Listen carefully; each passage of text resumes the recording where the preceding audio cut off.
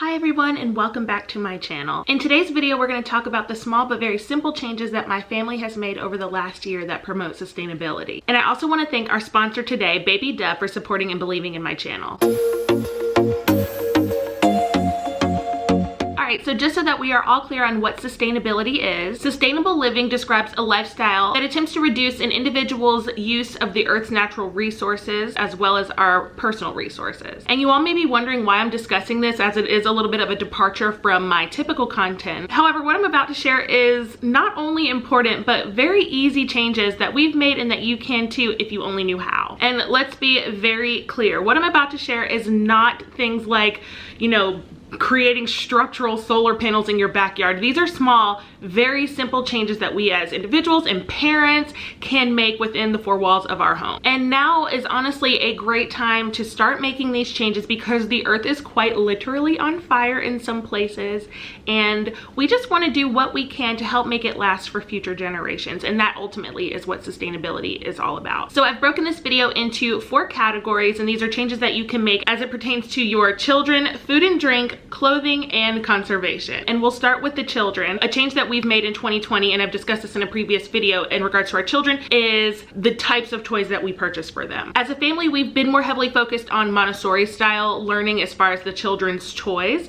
Not only is Montessori style beneficial, and that is a completely separate video, but many Montessori toys are made of wood. And prior to 2020, because I've only just now had a daughter, many of the toys that we purchased for Sebastian, our son, were made of plastic and were not Montessori toys at all. Montessori toys are typically made with durability in mind and are meant to last longer, whereas plastic toys oftentimes break a lot sooner, only to be replaced again by another plastic toy. When broken plastic toys are discarded, they usually and ultimately end up in a landfill, and that is harmful for our environment. Let's be honest, most of us don't even think about what happens after we put it in our garbage can. And should a Montessori toy, specifically the ones that are made of wood, find themselves in a landfill, they will biodegrade. Now, I'm not saying that my children will never have a plastic toy ever again in their life. People buy us gifts, and I may even buy one here or there. However, going forward, I am now aware of this information and will remember that when I'm purchasing, and probably will continue to purchase differently. So the next change that we've made in regards to my children is the use of Babydub sensitive skin plastic-free wipes. Not only is my family making changes on how we are approaching sustainability, but big brands are too, and that's why I'm very happy that I am partnered with Babydub for this portion of my video. Babydub sensitive skin plastic-free wipes is their latest step to live more sustainably, all while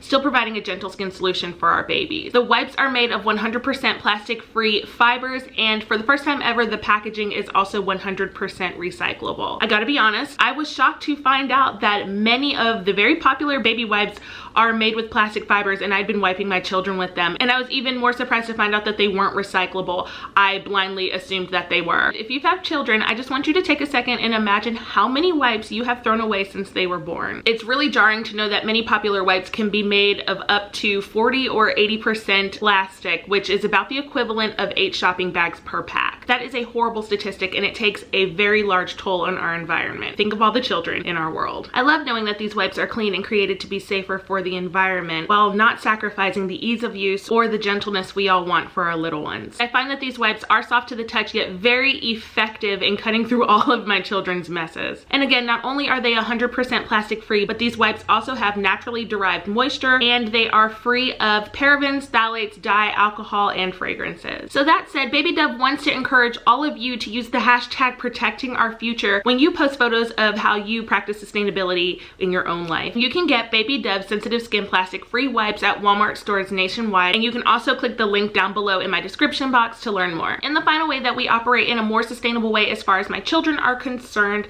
is their crib mattresses. There are a ton of environmentally friendly mattress options out there. I just want to quickly share what you can look for if you want to make this change. So you want to search for mattresses that are certified organic, mattresses that have natural fire retardant versus chemical, and mattresses that have foam made from sustainable plant-based oils versus polyester. All of this is obviously so much better for our children, which is very important, but it's also great for our environment when they're discarded. Also, you can check for 100% recyclable mattresses, and you can check for recyclable cribs as well. And that's actually something that I'm really proud that we did. Margot's actual crib is is 100% recyclable. All right, so moving on to category number 2, and that is food and drink. And by drink, I mean water. But we will start off with my first bullet point, and that is eating local and or gardening. Something that you can do that has become increasingly easier due to, I don't know, 2020 panic buying and hoarding grocery store food is purchase your fruits and vegetables and even your meat locally. The way that this promotes sustainability is that purchasing from your local farm ultimately keeps them in business, which stops them from being purchased and developed for commercial and industrial use. Not only does eating local reduce waste, but it also cuts back on the miles spent transporting that food across the country, which cuts back on the use of fossil fuels and carbon emissions. So as you're listening to this, you may be thinking, well, I don't live near a farm, like this really isn't an option for me. But that is where gardening comes into play. This is something I'm very excited to have now that I have this new home with a large enough backyard. I've discussed this on my channel before, but coming this spring of 2021, we are putting 3 raised beds right beside my covered patio for our kitchen garden, and I could not be more excited. But in the meantime, because we're not going to do a winter garden in raised beds, we are using veg trucks to do herb gardens and small produce. While I was editing this video, I realized I never explained why having a kitchen garden promotes sustainable living. But basically, when you have a kitchen garden, you're in charge of what goes on your crops to bring them to harvest. So you're not using harsh and dangerous chemicals that get into our soil and ravage the earth. And those chemicals are not filtering down into our water system to pollute it. It's just that simple. And these are just easy and fun ways to take steps toward helping the environment and sustainability. And anyone can do it. And lastly, in this category, I just want to discuss the changes that we've made in regards to water. And a lot of you may be thinking, girl, like this is something I've always done. But again, these are changes that we've made and I just want to share them with you. I'm going to be very honest with you. My family used to be horrible about purchasing one-use plastic bottles. And what's worse is that prior to about 3 years ago, we weren't always recycling, and I'm embarrassed about that. So a little backstory, which is pretty typical for a lot of people, but we used to live in apartments in Atlanta in the city when we were first married and younger. We didn't really care about things, and we didn't have access to like filtered water other than, you know, what comes through the tap water or this like little filtered water pitcher that we put in our refrigerator. And even though tap water is said to be safe and a lot of people drink it, I've just never liked tap water. It's always scared me a little bit, so I've just never drank it. And in our last home, the home that you've seen the most of on my channel, it was a rental home and it had water filtration on the door of the refrigerator. However, it was very untrustworthy. And so because of that, we were drinking a lot of one-use water bottles and buying in bulk, which upon moving into this house and maybe even a little bit before, we have completely stopped. I just want to be clear, back then we were buying like the 24 packs of water in bulk, and we don't do that now. But I say in bulk because occasionally we still do drink pH balanced water, which obviously we can't do that at home ourselves. But when we do that, we are now very sure to recycle it properly. Ultimately, we did realize the harm that we were contributing to as far as our world is concerned by purchasing single-use water bottles in general, but then not discarding of them properly. I actually prefer to drink from stainless steel reusable cups and tumblers now just because it keeps the water cold longer, but it's also more cost effective and better for the environment. I'm sure everybody has some of those cups at their house now, but for those of you who don't have those and you do buy water bottles, you may want to consider making that change, and it's very simple. Moving on to category 3, and that is clothing. Just like crib mattresses, there are a ton of brands out there that are committed to sustainability. If you've been following me in my channel or my Instagram for a long time, then you will know that I have purged my closet twice in the last 2 years, getting rid of about 90% of everything that I own. The second time was mostly due to the fact that I gave birth and could not fit anything. And now that I only have 10 more pounds to shed from the 68 that I gained being pregnant with Margot, I can't even believe it. I am starting to think more consciously when it comes to rebuilding my wardrobe. So like I said, because there are so many different brands out there that promote sustainability, I'm not going to list like which ones, since we all have different clothing styles, but I do want to share some things that you can look for when you're online shopping, because most brands will proudly promote that they are a sustainable brand on their website.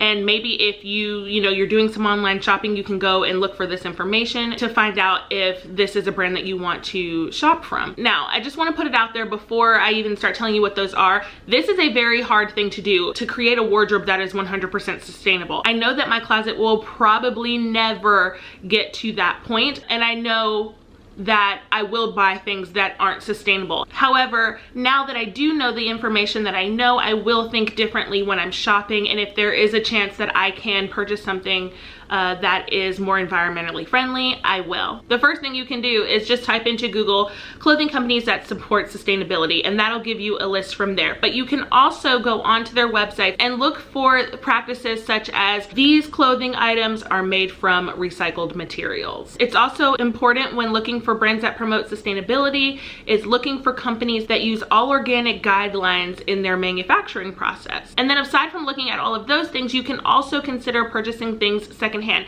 And I don't mean just going down to like the local thrift shop. I do understand that that may not be something that everyone wants to do. However, there are companies now that are really coming into the forefront of secondhand and gently used items. There's one that I always see here on YouTube. I think it's like Thread Up. I've not used it before, but they have some really nice things and they are secondhand or gently used, and that is an option as well, because what we are ultimately going for is durability. We do not want these clothes to just find their way in a pile somewhere. We also want to try to stay away from clothes that are made from materials that can't be reused or broken down. Again, clothing is really difficult, but there are a ton of brands out there that are very popular that you may not have even known were sustainable that you can choose from versus, you know, I don't want to roll any company under the bus that's not sustainable, but you know what I'm saying. You can just choose the sustainable brand over, I don't know, your next favorite popular brand. And the fourth category is conservation.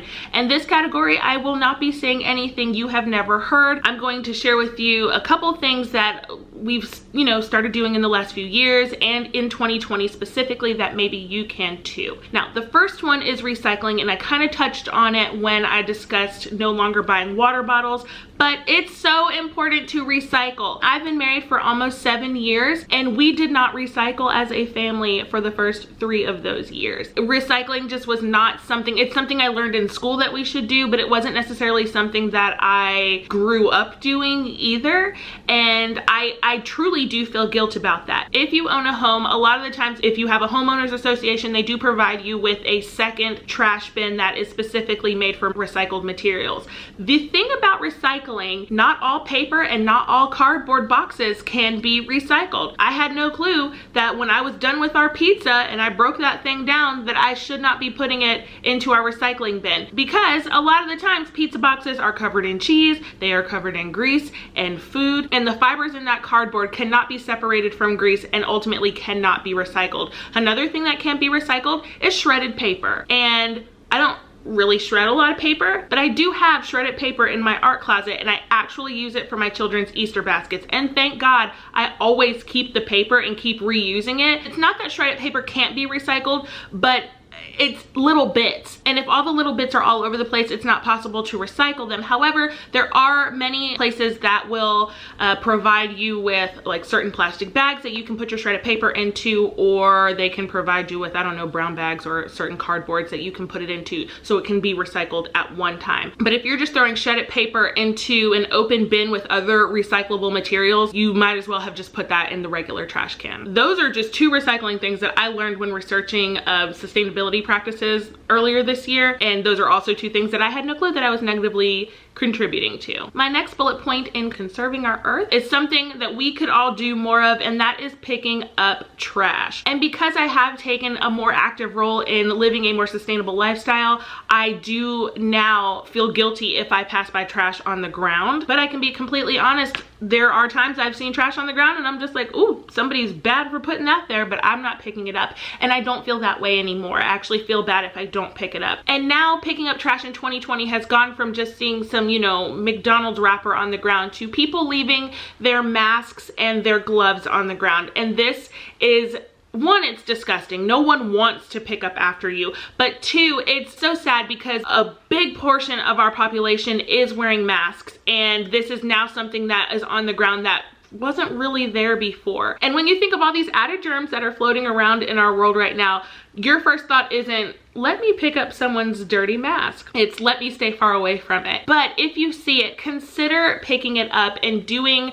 what that person who threw it down there should have done and discarded it properly. I promise it will make you feel so much better in your heart. And lastly, really quickly, because this video really is about what you can just do in your home to promote sustainability, turn off the lights when you're not using them. turn off the water when you're not using them. If you hand wash your dishes, instead of use a dishwasher, fill up your sink instead of letting the water run while you scrub each dish, and turn off the water when you are brushing your teeth. All right, that is it. That is all I have to share. These are not groundbreaking practices. Like I said, we are not building solar panels in our backyard. We are just trying to do what's best by our environment, by protecting our future and making this world better for future generations. Please share in the comments below what you do, and maybe even give me some more ideas of easy sustainability practices. Let's get a little dialogue going in the comments, because it has become very important to me. So if you liked this video, please give it a thumbs up, and don't forget to subscribe to my channel down below. And I would like to say another quick thank you to our sponsor today, Babydub. Don't forget that you can get Babydub sensitive skin plastic-free wipes at Walmart stores nationwide, or you can click the link in my description box. And I will see you in my next video. Bye.